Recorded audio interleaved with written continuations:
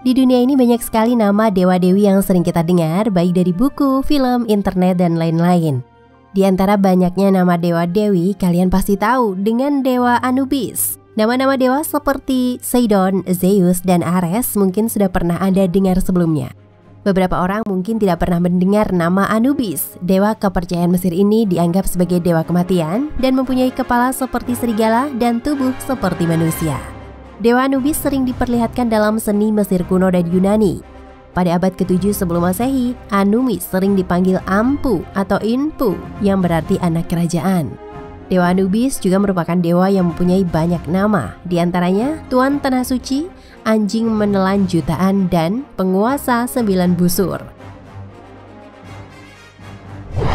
Selain itu, Dewa Anubis juga bisa diartikan membusuk dan menjadi dewa yang mempunyai hubungan dengan kematian.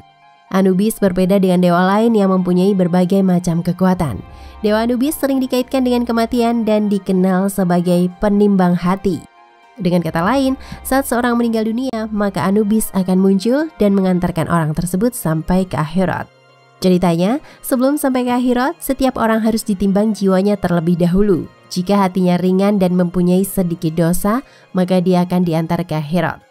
Tapi jika hatinya berat dan mempunyai banyak dosa, maka jiwa orang tersebut akan dimakan oleh iblis bernama Emir.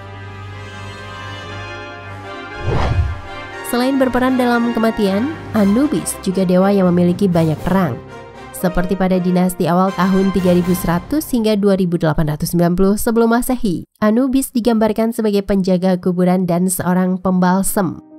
Pembalseman adalah sebuah seni untuk melestarikan sisa-sisa dari tubuh manusia supaya tidak membusuk.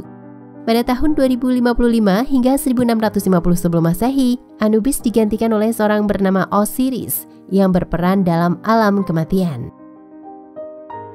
Osiris ini dikenal orang-orang sebagai penguasa kematian dan sering dijuluki sebagai rajanya orang hidup. Orang Mesir kuno percaya bahwa orang mati yang sudah diberkati, maka disebut dia yang hidup.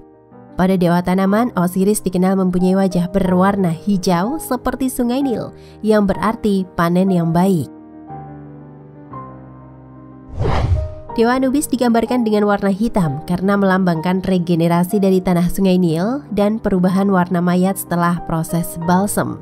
Walaupun Anubis dianggap sebagai dewa yang penting, tapi Anubis mempunyai cerita yang bervariasi dari masa ke masa. Sebagai ahli dari proses pembalseman yang melibatkan pengangkatan berbagai organ dalam, Anubis dianggap memiliki pengetahuan mendalam tentang anatomi manusia. Para pendeta Anubis dengan demikian tidak hanya merupakan penyembuh terampil, tetapi juga terlatih dalam anestesiologi. Selama periode tertentu dalam sejarah Mesir, pendeta Anubis mengenakan topeng serigala untuk menghormati dewa mereka saat melakukan proses pembalseman. Sebagian sejarawan percaya kepala serigala dianggap mewakili Anubis karena sering menemukan hewan ini berkeliaran di sekitar kuburan. Sebagai pemakan bangkai termasuk mayat, menjadi bisa dipahami ketika kematian dengan serigala merupakan hal yang sinonim dengan benak orang Mesir kuno.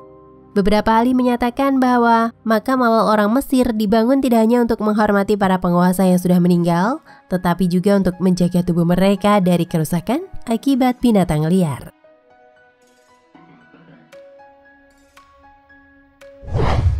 Cerita Dewa Anubis. Pada mitologi awal, Anubis sering digambarkan sebagai putra Ra, Atum-Ra. Ra merupakan dewa matahari, raja, ketertiban, dan penguasa langit yang digambarkan dengan kepala elang dan bertubuh manusia. Sementara dalam teks Matius, Anubis digambarkan sebagai anak dari Dewi Hesat yang berkepala kucing. Pada cerita lain, Anubis merupakan anak dari Osiris dan Nephthys.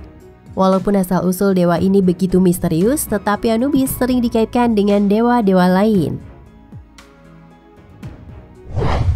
Ternyata, Anubis masih tetap disembah oleh banyak orang karena memberikan harapan saat mereka meninggal, sehingga diberikan perlindungan dan keselamatan.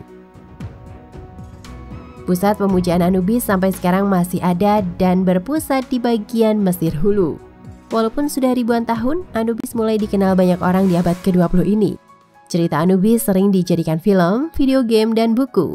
Anubis juga bisa Anda temukan di museum luar negeri seperti Museum of Art di New York menampilkan patung Anubis berbentuk anjing. Selain itu, British Museum London juga menampilkan patung perunggu Anubis berbentuk anjing yang sedang duduk.